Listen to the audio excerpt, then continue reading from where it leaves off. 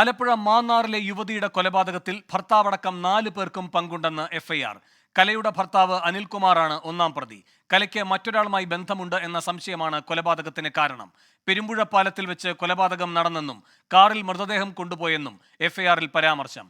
കലയെ കൊലപ്പെടുത്തിയതായി ഭർത്താവ് അനിൽകുമാർ അറിയിച്ചതായി മുഖ്യസാക്ഷി സുരേഷ് 24-നോട് പറഞ്ഞു.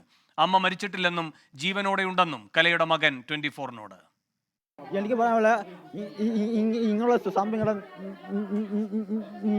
നടന്നിട്ടേ ഇല്ല. സംഭവം ഇങ്ങനെ ജീവനുണ്ട്, അത് എനിക്ക് ഉറപ്പുണ്ട്. എന്നിട്ട് ഇന്നലെ പറയുക അച്ഛനും അമ്മയൊക്കെ പറയുക എനിക്കൊരു ഇതില്ല, എന്തോ ഒരു ടെൻഷനില്ല. അപ്പം ഞാൻ ചോദിച്ചു എന്തിനാ ടെൻഷൻ, അമ്മ ജീവനുണ്ട്, അത് എനിക്കും അറിയാം. അതാണ് ഞാൻ ഒന്നും പറയുന്നത്. ഞാൻ നോക്കട്ടെ, ഇത്രയും തപ്പി അങ്ങനെ എന്തെങ്കിലും കിട്ടിയോ? മുടി കിട്ടിയോ? അത് കിട്ടി. ഇത് പടി വാത്തും എന്തെങ്കിലും പെണ്ണുങ്ങളെ യൂസ് ചെയ്യാനാണല്ലോ കുളിപ്പ് അങ്ങോട്ടല്ലേ പോകുന്നു. അതെന്ത് ചെയ്യുന്നു?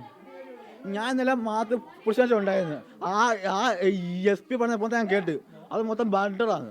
എന്തോ ബാറ്റർ അത് പറ. ഉണ്ട്, സൂചന കിട്ടില്ല. ഞാൻ അമ്മയെ കൊണ്ടുവരും. അമ്മയുടെ അമ്മ കഷ്ണം എനിക്കുണ്ട്, ഞാൻ കൊണ്ടുവരും അമ്മയെ. ഭർത്താവ് അനിൽകുമാറിന്റെ വീട്ടിൽ കല ജാതീയമായ പ്രശ്നങ്ങൾ നേരിട്ടെന്ന് കലയുടെ അമ്മയുടെ സഹോദരി ശോഭനകുമാരി 24-നോട് പറഞ്ഞു. കൊലപാതകം അവർ ഓരോ കഥകൾ മെനഞ്ഞ് അവർക്ക് കൂടുതലുമായിട്ടും തള്ളയ്ക്കൊന്നും ഇഷ്ടമല്ലായിരുന്നു. അപ്പോൾ അവർ തന്നെ ഇതിലോരോ കഥകൾ മെനഞ്ഞ് അവളെ അപായപ്പെടുത്തിയതാണെന്ന് ഇപ്പം ഞങ്ങൾക്ക് ഉറപ്പായി.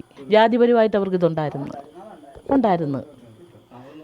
ജാതിപരമായിട്ടെന്ന് പറഞ്ഞാൽ അവിടെ അമ്മായിമ്മയ്ക്കാണ്. ഇവളുമായിട്ട് എപ്പോഴും വഴക്കായിരുന്നെന്നാണ് പറയുന്നത്. അവളെ ഇഷ്ടമല്ലായിരുന്നു അവർക്ക്. ഒരു സമയം തന്തയ്ക്ക് ഇഷ്ടമായിരുന്നു, ഇവനും ഇഷ്ടമായിരുന്നു. ജാതിയുടെ പേരിലും പറഞ്ഞ് വഴക്കുണ്ടാവും എന്ന് പറഞ്ഞെപ്പോഴും അങ്ങനെ പ്രശ്നങ്ങളുണ്ടാകുമെന്ന് അവൾ പറഞ്ഞിട്ടുണ്ട്. ഇവർ രണ്ടിടത്ത് വാടകയ്ക്ക് താമസിച്ച് ഈ വഴക്ക് കൊണ്ട്. ഒരുത്തിയെ ഇപ്പോൾ ഡൈവേഴ്സ് ചെയ്തില്ലേ, അപ്പോൾ അവളോട് പറയുമെന്ന് ഒരുത്തിയെ ഞങ്ങൾ കൊന്ന് മൂടി, അതുപോലെ നിന്നെയും ഞങ്ങൾ അങ്ങനെ ചെയ്യുമെന്നാണ് പറയുന്നത്. കസ്റ്റഡിയിലുള്ള ആളിൻ്റെ ഭാര്യയാണ് ഇതിനെല്ലാം ഇപ്പം തെളിവാക്കിയേക്കെന്നാണ് പറയുന്നത്.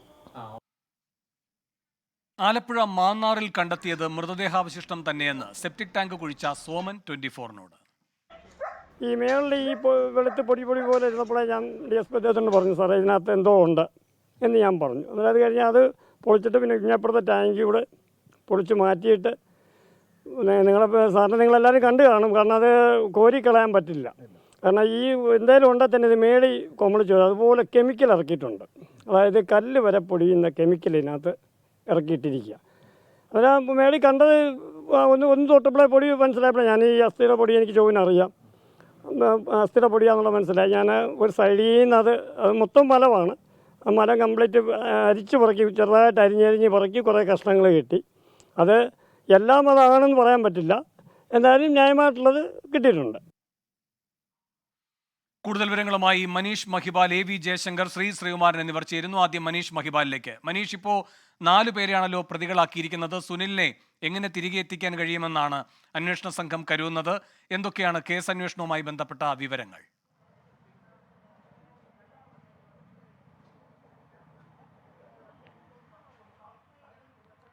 വേണുഗോപാലകൃഷ്ണൻ, മാന്നാർ പോലീസ് സ്റ്റേഷനിലാണ് നിലവിൽ 3 പ്രതികളുള്ളത്. കേസിലെ 2ാം പ്രതി ജിനു, 3ാം പ്രതി പ്രമോദ്, 4ാം പ്രതി സോമനടക്കം 3 പ്രതികൾ ഇവിടെയുണ്ട്. ഈ 3 പ്രതികളെ അല്പസമയത്തിനകം തന്നെ വൈദ്യപരിശോധനയ്ക്കായി ആശുപത്രിയിൽ എത്തിക്കും. അവിടെ നിന്നും പിന്നീട് ചെങ്ങന്നൂർ കോടതിയിൽ ഹാജരാക്കും. ഇന്ന് കസ്റ്റഡി അപേക്ഷ നൽകില്ല, ഇന്ന് തെളിവെടുപ്പ് ഉണ്ടാകില്ല എന്നുള്ള വിവരമാണ് നമുക്ക് ലഭ്യമായിട്ടുള്ളത്. ഒപ്പം തന്നെ FIR ഈ കേസിൽ രജിസ്റ്റർ ചെയ്തതുകൊണ്ട് നേരത്തെ 15 വർഷങ്ങൾക്ക് മുൻപ് കാണാതായ ഒരു കേസ് പിന്നീട് FIR രജിസ്റ്റർ ചെയ്തത് കൊലപാതക കേസായതിനെ തുടർന്ന് ഇന്നിനി നടക്കുന്ന നീക്കങ്ങൾ, അതായത് 1ാം പ്രതിയെ സംബന്ധിച്ച് FIR രജിസ്റ്റർ ചെയ്തുകൊണ്ട് തന്നെ എംബസിയെ നിയമപരമായി തന്നെ എംബസിക്ക് ബന്ധപ്പെടാൻ പോലീസിനാകും. അതുകൊണ്ട് തന്നെ ഇയാളെ, ഈ 1ാം പ്രതി അനിൽകുമാറിനെ എത്രയും വേഗം നാട്ടിലെത്തിക്കാനുള്ള ശ്രമങ്ങൾ തുടങ്ങിയിട്ടുണ്ട്. നാളെയോ മറ്റന്നാളോ തന്നെ നാട്ടിലെത്തിക്കും. ഇതിനായി വീട്ടുകാരെ മുഖേന, അതായത് അനിൽകുമാറിൻ്റെ പിതാവ് മുഖേന ബന്ധപ്പെട്ടിട്ടുണ്ട്. അന്വേഷണവുമായി സഹകരിക്കണം, മറ്റു തരത്തിലുള്ള നീക്കങ്ങളിലേക്ക് പോകാൻ പാടില്ല എന്ന നിർദ്ദേശം നൽകിയിട്ടുണ്ട് പോലീസ് ഈ ബന്ധുക്കൾ മുഖേന നൽകിയിട്ടുണ്ട്. അങ്ങനെ അനിൽകുമാറെ എത്തിച്ചു കഴിഞ്ഞാൽ പിന്നീടായിരിക്കും കസ്റ്റഡി അപേക്ഷ നൽകി ഈ പല സ്ഥലങ്ങളിൽ എത്തിച്ച് തെളിവെടുപ്പ് നടത്തുക. ഏറ്റവും പ്രധാനപ്പെട്ട കാര്യം, ആദ്യം തെളിവെടുപ്പ് നടത്തേണ്ടത് ഈ വലിയ പെരുമ്പുഴ പാലമാണ്. അവിടെ വെച്ചാണ് ഈ മറ്റു പ്രതികളൊക്കെ തന്നെ മൃതദേഹം കണ്ടത് എന്ന് പറയുന്നത്. അതായത് FIR-ൽ പ്രതികൾ 4 പേർക്കും പങ്കുണ്ട് എന്ന് പറയുമ്പോഴും പോലീസിൻ്റെ ബലമായ സംശയം ഈ ഒന്നാം പ്രതി ഒറ്റയ്ക്കാണ് കൃത്യം നടത്തിയത്. മറ്റുള്ള പ്രതികളും പറയുന്ന മൊഴി അങ്ങനെയാണ്. ഇതിൽ ഏറ്റവും പ്രധാനപ്പെട്ട മുഖ്യ സാക്ഷി, അതായത് ആദ്യഘട്ടത്തിൽ പ്രതി എന്ന രൂപേണ വന്നെങ്കിൽ പിന്നീട് മാപ്പുസാക്ഷിയാക്കിയ സുരേഷ് പറയുന്ന ഏറ്റവും പ്രധാനപ്പെട്ട കാര്യം, സുരേഷിനെയാണ് ആദ്യം 15 വർഷങ്ങൾക്ക് മുൻപ് 2009 ഒക്ടോബർ മാസത്തിൽ ഒരു ദിവസം വൈകുന്നേരം വിളിച്ച് വലിയ പെരുമ്പുഴ പാലം, അതായത് തട്ടാരമ്പലത്തിൽ നിന്നും മാന്നാർ വരുന്ന റൂട്ടിലെ പാലത്തിൽ അവിടെ ഉണ്ട് താൻ എന്ന് പറഞ്ഞു. ഒരു കാറിനകത്ത് അന്ന് ശവശരീരം കണ്ടത് ഈ കലയുടേതാണ്. അന്ന് അബദ്ധം പറ്റിയതാണ്. കല മറ്റൊരാളുടെ കൂടെ ഒളിച്ചോടിപ്പോയി, തൻ്റെ സ്വർണ്ണാഭരണങ്ങളുമൊക്കെ ആയിട്ടാണ് ഒളിച്ചോടിപ്പോയത്. അങ്ങനെ എറണാകുളത്ത് നിന്ന് കൊണ്ടുവരുന്ന വഴി ഒരു അബദ്ധം സംഭവിച്ചു, കൊലപ്പെടുത്തേണ്ടി വന്നു, കൊല ചെയ്യപ്പെട്ടു. അതുകൊണ്ട് മറവ് ചെയ്യാൻ സഹായിക്കണമെന്ന് സുരേഷിനോട് പറഞ്ഞു. സുരേഷ് പക്ഷേ അതിന് വിസമ്മതിച്ചു. സുരേഷ് പോയത്. പിന്നീടാണ് രണ്ടാം പ്രതി ജിനു അവിടെ എത്തുകയും മൃതദേഹം കാണുകയും ഈ 2, 3, 4 പ്രതികളും കൂടെ ചേർന്ന് മറ്റെവിടെയോ മറവ് ചെയ്തു എന്ന് FIR-ൽ പറയുന്നത്. കൃത്യമായി ഈ സ്ഥലത്ത് തന്നെയാണോ, അതായത് ഈ അനിൽകുമാറിൻ്റെ വീട്ടിലെ സെപ്റ്റിക് ടാങ്കിൽ തന്നെയാണോ ആദ്യം നിക്ഷേപിച്ചതെന്ന് സംബന്ധിച്ച് പോലീസിന് ഉറപ്പില്ല. ആദ്യം മറ്റെവിടെയെങ്കിലും നിക്ഷേപിച്ച ശേഷം പിന്നീട് ദിവസങ്ങൾക്ക് ശേഷം ഇവിടെ നിക്ഷേപിച്ചാണെന്ന് സംശയമുണ്ട്. അതുകൊണ്ട് ആദ്യം വലിയ പെരുമ്പുഴ പാലത്തിൻ്റെ അവിടെ തെളിവെടുപ്പ് നടത്തണം. ഒപ്പം തന്നെ ഈ സ്ഥലത്ത് എത്തിച്ച് തെളിവെടുപ്പ് നടത്തുക. അത്തരത്തിലുള്ള വളരെ സങ്കീർണമായ ഈ 15 വർഷങ്ങൾ പഴക്കമുള്ള കേസായതുകൊണ്ട് തന്നെ വളരെ സങ്കീർണമായ രീതിയിലുള്ള തെളിവ് ശേഖരണമാണ് പോലീസിനെ സംബന്ധിച്ച് അവർക്ക് ഏറെ വിഷമതകളുള്ളത്. പക്ഷേ ഈ കേസ് സംബന്ധിച്ച് ഇത് ചുരുളഴിയാൻ കാരണക്കാരനായിട്ടുള്ള ഈ മുഖ്യ സാക്ഷിയെ കേന്ദ്രീകരിച്ചുകൊണ്ടാണ് മറ്റ് തെളിവ് ശേഖരണമെല്ലാം പോലീസ് നടത്തുന്നത്. ഇന്ന് എന്താണെങ്കിലും തെളിവെടുപ്പ് ഉണ്ടാകില്ല. ഈ പ്രതികളെ കോടതിയിൽ ഹാജരാക്കി മറ്റ് ഒന്നാം പ്രതിയെ എത്തിച്ച ശേഷം മാത്രമായിരിക്കും മറ്റ് നടപടികളിലേക്ക് പോലീസ് നീങ്ങുക. വേണുബാലകൃഷ്ണൻ. ശരി, AV ജയശങ്കറും ചേരുന്നു വിവരങ്ങളുമായി. ജയശങ്കർ, കുടുംബം എന്താണ് പറയുന്നത് ഈ പുതിയ കണ്ടെത്തലുകളുടെ പശ്ചാത്തലത്തിൽ? കൂടാതെ കലയുടെ മകൻ ഇപ്പോഴും ഈ വാർത്ത വിശ്വസിക്കുന്നില്ല. മകൻ എന്താണ് പറയുന്നത്?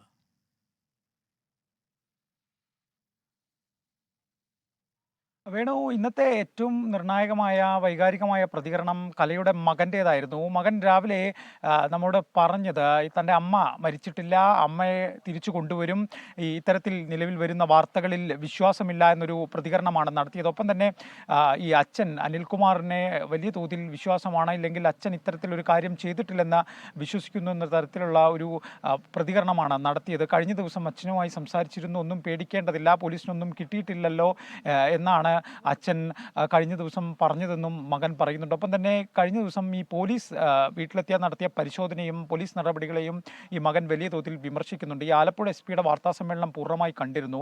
ഈ വാർത്താസമ്മേളനത്തിൽ അവർ പറഞ്ഞ കാര്യങ്ങളൊന്നും ശരിയല്ല, എല്ലാം തെറ്റാണ്, ഇത്തരത്തിലുള്ള കാര്യങ്ങളൊന്നും ചെയ്തിട്ടില്ല എന്ന തരത്തിലുള്ള ഒരു പ്രതികരണമാണ് മകൻ പറയുന്നത്. മകനെ സംബന്ധിച്ചതൊരു വൈകാരിക കാര്യം കൂടിയാണ്. കാരണം ഈ മകൻ വളരെ ചെറുപ്പമായിരുന്ന കാലത്ത് മുതൽ അമ്മയെ കണ്ടിട്ടില്ല.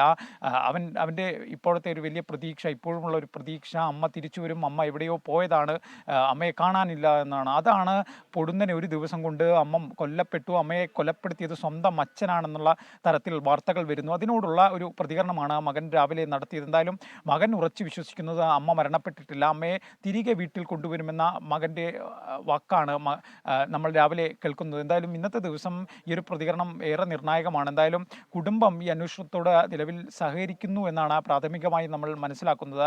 പോലീസും മറ്റും ആവശ്യപ്പെടുന്ന വിവരങ്ങൾ ഈ അനിൽകുമാറിൻ്റെ അച്ഛൻ പോലീസിന് കൃത്യമായി നൽകുന്നുണ്ട്. ഈ വിദേശത്തുള്ള ഇയാളെ ഇസ്രായേലിൽ നിന്നും കൊണ്ടുവരാൻ കുടുംബത്തിൻ്റെ കൂടി ഒരു സഹായം നിലവിൽ പോലീസ് ആവശ്യപ്പെട്ടിട്ടുണ്ട്. അത്തരത്തിലുള്ള അപേക്ഷകളും മറ്റും കുടുംബവുമായി കൂടി സഹകരിച്ചായിരിക്കും നൽകുക. അങ്ങനെ ചെയ്യുന്നതിലൂടെ ഇയാളെ പെട്ടെന്ന് നാട്ടിലേക്ക് എത്തിക്കാൻ സാധിക്കും. എന്തായാലും കുടുംബം പൂർണ്ണമായി വിശ്വസിക്കുന്നത് ഇത്തരത്തിലൊരു കൃത്യം നടന്നിട്ടില്ല, ഇപ്പോഴും ഇവർ എങ്ങോട്ടോ പോയതാണ് എന്നുള്ള കാര്യത്തിൽ തന്നെയാണ് വിശ്വസിക്കുന്നത്. മകൻ്റെ ഇതിൽ നിന്ന് ആ കാര്യങ്ങൾ വ്യക്തവുമാണ്. എന്തായാലും മകൻ പൂർണ്ണമായും പിതാവിനൊപ്പം അനിൽകുമാറിനൊപ്പം നിൽക്കുന്ന ഒരു നിലപാടാണ്. മൊത്തം ഈ പോലീസ് നടപടികളിൽ ഈ മകൻ വലിയ തോതിൽ അസ്വസ്ഥത പ്രകടിപ്പിക്കുകയും ചെയ്യുന്നുണ്ട്. ഈ കാര്യങ്ങൾ ശരിയല്ല, ഈ വാർത്തകൾ ഉൾപ്പെടെ ശരിയല്ല എന്ന ഒരു പ്രതികരണമാണ് മകൻ നടത്തുന്നത്. ശരി, ശ്രീമാനും ചേരുന്നു. ശ്രീത്ത്, ഈ മൃതദേഹാവശിഷ്ടങ്ങൾ കിട്ടിയെന്നാണ് ഇന്നലെ പോലീസ് പറഞ്ഞത്. ഇതിന്റെ ശാസ്ത്രീയ പരിശോധന എങ്ങനെയാണ് പുരോഗമിക്കുന്നത്?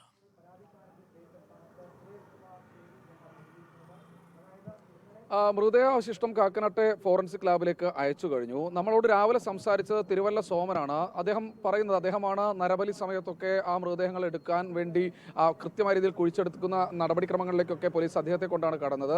അത് ഈ പ്രദേശത്ത് ഏത് ദുരൂഹ സാഹചര്യത്തിലുള്ള മരണം നടന്നാലും അത്തരത്തിൽ സോമൻ തന്നെയാണ് ഉണ്ടാവാറ്. സോമൻ ഈ അദ്ദേഹത്തിൻ്റെ ഒരു എക്സ്പീരിയൻസ് വെച്ച് അദ്ദേഹം കൃത്യമായി തന്നെ പറയുന്നുണ്ട്. ചില വെളുത്ത പൊടികൾ കിട്ടിയിട്ടുണ്ട്, അത് കൃത്യമായ രീതിയിൽ ഇത്തരത്തിൽ മൃതദേഹാവശിഷ്ടം തന്നെയാണ്. അതെല്ലാം ആയിക്കൊള്ളണമെന്നില്ല, പൊട്ടും പൊടിയുമായുള്ള അസ്ഥിയുടെ ഭാഗങ്ങൾ അതിൽ ഉണ്ട് എന്ന് സോമൻ ഉറപ്പിക്കുന്നുണ്ട്. ഇത് ഡിവൈഎസ്പിയോടും ആ സമയത്ത് എസ് പിയോടും ഒക്കെ സോമൻ പറഞ്ഞു. അതിൻ്റെ അടക്കമാണ് ഇപ്പോൾ തെളിവായി ഫോറൻസിക് ലാബിലേക്ക് അയച്ചിരിക്കുന്നത്. എന്തായാലും ഇതിൻ്റെ പരിശോധനാ ഫലം വന്നതിന് ശേഷം മാത്രമേ അത് മൃതദേഹാവശിഷ്ടമാണോ എന്ന് ഉറപ്പിക്കാൻ കഴിയുള്ളൂ. പക്ഷേ പോലീസ് ഇപ്പോൾ പ്രാഥമികമായി ഫോറൻസിക് ഉദ്യോഗസ്ഥരോട് സംഘത്തോട് സംസാരിച്ചതിന് ശേഷം അത് മൃതദേഹാവശിഷ്ടം തന്നെയാണ് എന്ന് ഏതാണ്ട് ഉറപ്പിക്കുന്നുണ്ട്.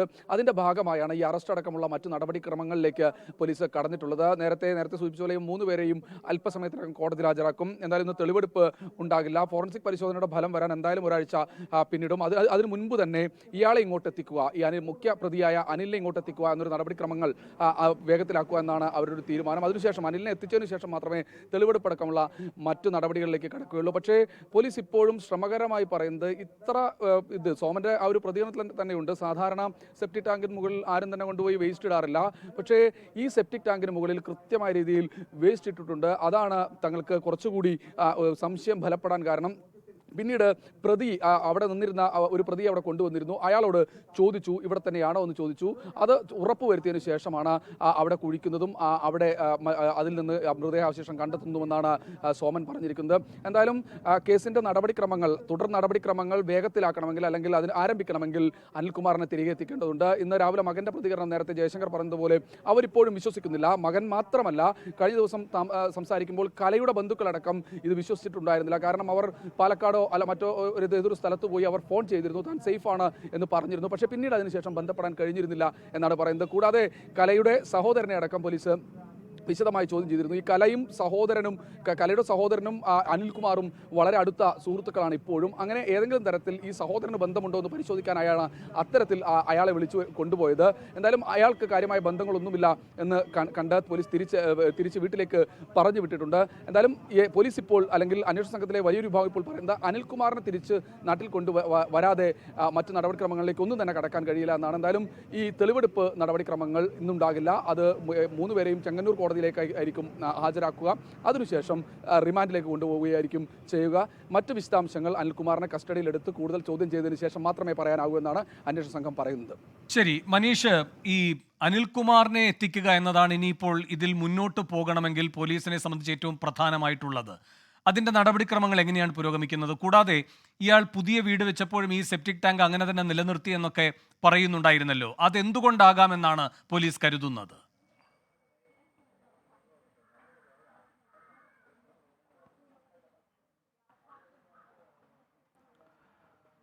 വേണുബാലകൃഷ്ണൻ്റെ 8 വർഷങ്ങൾക്ക് മുൻപാണ് ഈ മാന്നാറിലെ അനിൽകുമാറിൻ്റെ വീട് പൊളിച്ച് പുതിയത് പണിയുന്നത്. ആ സമയത്ത് വീട്ടിലുണ്ടായിരുന്ന സെപ്റ്റിക് ടാങ്ക് പക്ഷേ മൂടിയില്ല. പകരം 2 സെപ്റ്റിക് ടാങ്ക്, അതായത് ഒന്നായിട്ടുള്ള വലിയ 2 സെപ്റ്റിക് ടാങ്കുകൾ കൂടി ചേർന്നുള്ള ഒറ്റ സെപ്റ്റിക് ടാങ്ക് ആക്കി. അപ്പോഴും മറ്റേ പഴയ സെപ്റ്റിക് ടാങ്കിൻ്റെ ഓവ് ചാല അപ്പോൾ അടച്ചു, അതിൽ വേസ്റ്റുകൾ നിക്ഷേപിക്കുന്നുണ്ടായിരുന്നു. ആ സെപ്റ്റിക് ടാങ്ക് അതുപോലെ തന്നെ നിലനിർത്തി. പിന്നീട് അതിലേക്ക് ശുചിമുറി മാലിന്യം എത്താത്ത രീതിയിലുള്ള ക്രമീകരണങ്ങൾ നടത്തി. ഒപ്പം തന്നെ ഒരു നാട് വിശ്വസിക്കുന്ന ഇതിൽ കേസിൽ ഏറ്റവും പ്രധാനപ്പെട്ട കാര്യം, ഒരു നാട് മുഴുവൻ ഇതിൽ കൊല ചെയ്ത പ്രതി ഒഴിച്ചു ബാക്കി എല്ലാവരെയും അയാൾ തെറ്റിദ്ധരിപ്പിക്കുകയായിരുന്നു. അയാൾ പറഞ്ഞ കഥ മാത്രമാണ് ഇപ്പോഴും ഈ മറ്റു പ്രതികൾ കൂടി പോലീസിന് മൊഴിയായി നൽകുന്നത്. ഒരു നാട് മുഴുവൻ വിശ്വസിച്ച കഥ, അയാളുടെ ഭാര്യ മറ്റൊരാളുമായി ഒളിച്ചോടി, പാലക്കാട് സ്വദേശി സൂരജിനൊപ്പം ഒളിച്ചോടി, സ്വർണ്ണാഭരണങ്ങളുമായി പോയി, അതിനുശേഷം താൻ കൊലപ്പെടുത്തി. മറ്റു പ്രതികളും കണ്ടത് മൃതദേഹം മാത്രമാണ്. നാട് മുഴുവൻ അറിയുന്നതും ഒരു ചെറുപ്പക്കാരൻ്റെ, അതായത് ആ സമയത്ത് യുവാവായിരുന്ന ഒരാളുടെ ഭാര്യ ഒളിച്ചോടിപ്പോയി. അതുകൊണ്ട് തന്നെ ആ തരത്തിലുള്ള സഹതാപം വന്ന് അനിൽകുമാറിനുണ്ടായിരുന്നു. പിന്നീട് വിദേശത്ത് പോയി മകനെ 2 മാസങ്ങൾക്ക് ശേഷം വിവാഹം കഴിച്ചു. ഇതിൽ പ്രധാന കാരണമായി പോലീസ് കാണുന്നത് ജാതിപരമായ വിഷയങ്ങൾ ഈ അനിൽകുമാറിൻ്റെ വീട്ടിലുണ്ടായിരുന്നു. അത്തരം പ്രശ്നങ്ങൾ ഉണ്ടായിരുന്നു. ഒപ്പം തന്നെ ഇയാൾക്ക് മറ്റൊരു ബന്ധമുണ്ടായിരുന്നു, അനിൽകുമാറിന് മറ്റൊരു ബന്ധമുണ്ടായിരുന്നു. അതുകൊണ്ടാണ് ഈ ഒരു കൊലയ്ക്ക് ശേഷം 2 മാസങ്ങൾക്കുള്ളിൽ തന്നെ മറ്റൊരു കൊലപാതകത്തിലേക്ക് എത്തിച്ചത്. അങ്ങനെ പിന്നെ മറ്റൊരു പ്രധാനപ്പെട്ട കാര്യം, ഈ അനിൽകുമാർ, അതായത് ഈ കലയുടെ സഹോദരൻ്റെ പേരും അനിൽകുമാർ എന്നാണ്. ആ അനിൽകുമാറും ഈ വിദേശത്ത് വിദേശത്തുള്ള നിലവിൽ ഇസ്രയേലുള്ള പ്രതി അനിൽകുമാർ തമ്മിൽ നിരന്തരമായി ഫോണിൽ ബന്ധപ്പെടുന്നുണ്ടായിരുന്നു. അതിലൊക്കെ തന്നെ പോലീസിന് സംശയമുണ്ട്. അങ്ങനെ ഒരുപാട് തരത്തിലുള്ള സംശയങ്ങളിലേക്ക് പോലീസ് ഉള്ളതുകൊണ്ട് ഈ തെളിവ് ശേഖരണം വളരെ സങ്കീർണമാണെന്ന് ഞാൻ നേരത്തെ തന്നെ പറഞ്ഞിരുന്നു. അതുകൊണ്ട് തന്നെ പോലീസ് വളരെ ഇത്തരം വിവരങ്ങളൊക്കെ തന്നെ മാധ്യമങ്ങൾക്കടക്കം വളരെ രഹസ്യ സ്വഭാവത്തിലുള്ള അന്വേഷണമാണ് ഇപ്പോഴും നടക്കുന്നത്. ഈ വിദേശത്തുള്ള ആളെ ഒന്നാം പ്രതിയായിട്ടുള്ള അനിൽകുമാറിനെ FIR രജിസ്റ്റർ ചെയ്തുകൊണ്ട് തന്നെ സാങ്കേതികമായി ഇനി നിയമപരമായി തന്നെ അവർക്ക് എംബസിയുമായി ബന്ധപ്പെട്ട് അയാളെ നാട്ടിലേക്ക് എത്തിക്കാനുള്ള നടപടികളിലേക്ക് നീങ്ങാം. ഇനി അയാൾ അവിടെ നിന്നും ഇങ്ങോട്ടേക്ക് വരാൻ കൂട്ടാക്കുന്നില്ലെങ്കിൽ മറ്റ് നോട്ടീസുകളിലേക്ക് അടക്കം പോലീസിന് നിയമപരമായി നീങ്ങാൻ പറ്റും. ഇപ്പോൾ പക്ഷേ അത്തരം സാങ്കേതികത്വത്തിലേക്ക് വേണ്ട. വീട്ടുകാർ മുഖേന പിതാവിനോട് ഈ കാര്യത്തിൻ്റെ ഗൗരവം പറഞ്ഞ് മനസ്സിലാക്കി നിയമപരമായ കാര്യങ്ങൾക്ക് സഹകരിക്കുക, പോലീസിൻ്റെ അന്വേഷണത്തോട് സഹകരിക്കുക. അതുകൊണ്ട് നാട്ടിലേക്ക് എത്രയും വേഗം സ്വമേധയെ തന്നെ എത്തുക എന്നുള്ള നിർദ്ദേശമാണ് വീട്ടിൽ ഉള്ളവർക്ക് നൽകിയിട്ടുള്ളത്. അത്തരത്തിലുള്ള അന്വേഷണം ആ രീതിയിൽ കൊണ്ടുപോകുന്നു. ഒപ്പം തന്നെ അന്വേഷണത്തിന് 2 പോലീസ് ഉദ്യോഗസ്ഥർക്കാണ് പ്രധാനമായും ജില്ലാ പോലീസ് മേധാവി ചൈത്ര തെരേസ ജോൺ കഴിഞ്ഞാൽ ഒന്ന് ചെങ്ങന്നൂർ DYSPക്കും മറ്റൊന്ന് അമ്പലപ്പുഴ DYSPക്കാണ് ചുമതല. ഇതിൻ്റെ പ്രാഥമിക ഘട്ടം മുതലേ അന്വേഷിച്ച് തുടങ്ങിയത് അമ്പലപ്പുഴ CA ആണ്. അമ്പലപ്പുഴ സ്റ്റേഷനിലാണ് ജില്ലാ പോലീസ് മേധാവിക്ക് എന്ന രീതിയിൽ ഒരു ഊമക്കത്ത് അവിടെ ലഭ്യമാകുന്നത്. നേരത്തെ നമുക്ക് തന്ന ഒരു ബൈറ്റിൽ അവർ പറയുന്നുണ്ട്, അതായത് ഈ കലയുടെ അമ്മയുടെ സഹോദരി പറയുന്ന ബൈറ്റിൽ പറയുന്നുണ്ട്, ഈ പ്രതികളിൽ ഒരാളുടെ ഭാര്യയാണ്, അതായത് ഈ പ്രതികളിൽ ഒരാൾ, നിലവിൽ കസ്റ്റഡിയിലുള്ള പ്രതികളിൽ ഒരാൾ അയാളുടെ ഭാര്യയെ തീ കത്തിച്ച് കൊലപ്പെടുത്താൻ ശ്രമിച്ചിരുന്നു. ആ കേസിൽ ഇയാൾ റിമാൻഡിൽ കഴിഞ്ഞിരുന്നു. പിന്നീട് ആ കേസ് അതിനുശേഷമാണ് ഇയാളുടെ ഭാര്യ തൻ്റെ സുഹൃത്തായ ഒരു പോലീസുകാരനോട് ഈ വിവരം പറയുന്നത്. അതായത് തൻ്റെ ഭർത്താവ് തന്നോട് പറഞ്ഞു, വർഷങ്ങൾക്ക് മുമ്പ് ഇങ്ങനെ ഒരു യുവതിയെ ഞങ്ങൾ കൊന്നു കുഴിച്ചു മൂടിയിട്ടുണ്ട്, അതുപോലെ നിന്നെയും കൊല്ലും. ഈ ഒരു ഭയത്താലാണ് ഒരു പോലീസ് ഉദ്യോഗസ്ഥനോട് പറയുകയും അയാളുടെ നിർദ്ദേശപ്രകാരം ജില്ലാ പോലീസ് മേധാവിക്ക് മുഴുവൻ തെളിവുകളും തങ്ങളുടെ പക്കലുള്ള എല്ലാ വിവരങ്ങളും ചേർത്ത് ഊമക്കത്ത് എഴുതാൻ അയാൾ നിർദ്ദേശിക്കുകയായിരുന്നു എന്നുള്ള ഒരു കഥയാണ് ഇവിടെ കേൾക്കുന്നത്. ഇതിനൊക്കെ തന്നെ നമുക്കൊരു സ്ഥിരീകരണമോ അല്ലെങ്കിൽ ആരാണിത് പുറത്തു വിട്ടതെന്നതിനെ സംബന്ധിച്ചുള്ള കാര്യങ്ങളൊക്കെ തന്നെ പോലീസാണ് വ്യക്തത വരുത്തേണ്ടത്. പക്ഷേ പോലീസ് ഇത് സംബന്ധിച്ചത് കൊലപാതകമാണെന്ന് സ്ഥിരീകരിക്കുന്നതല്ലാതെ മറ്റൊരു കാര്യം, അതായത് ഈ FIR-ൽ പോലും ഉള്ളത് ഈ വിവരം ഈ വലിയ ചെറുപുഴ പാലത്തിൻ്റെ അവിടെ കൊണ്ടുവന്നു എന്നുള്ളത് മാത്രമാണ്. അതിന് മുൻപ് എവിടെയായിരുന്നു കൊലപാതകത്തിൽ ഈ 4 പേരല്ലാതെ മറ്റാർക്കെങ്കിലും പങ്കുണ്ടോ, ഈ കാർ ആരുടേതാണ്, എവിടെ നിന്നാണ് ഇവർ ഈ ചെറിയ പെരുമ്പുഴ പാലത്തേക്ക് എത്തിയത്, ആരൊക്കെ ചേർന്നാണ് ഇവിടെ സെപ്റ്റി ടാങ്കിൽ നിക്ഷേപിച്ചത്, അതിന് മുൻപ് എവിടെയെങ്കിലും ഈ മൃതദേഹം ഒളിപ്പിച്ചിരുന്നു തുടങ്ങിയ കാര്യങ്ങളൊക്കെ തന്നെ അറിയേണ്ടതുണ്ട്. അതുകൊണ്ട് പോലീസിൻ്റെ നീക്കം വളരെ നാടകീയമാണ്. മാധ്യമങ്ങളെ അറിയിക്കുന്ന രീതിയിലായിരിക്കത്തില്ല ചിലപ്പോൾ പോലീസിൻ്റെ പെരുമാറ്റം. പോലീസ് ഇന്ന് വൈദ്യപരിശോധന മാത്രമുള്ളെന്ന് പറയുമ്പോഴും തെളിവെടുപ്പിൻ്റെ സാധ്യത പൂർണ്ണമായി നമുക്ക് തള്ളിക്കളയാനും സാധിക്കില്ല. വേണുഗോപാലകൃഷ്ണൻ. ശരി, മനീഷ്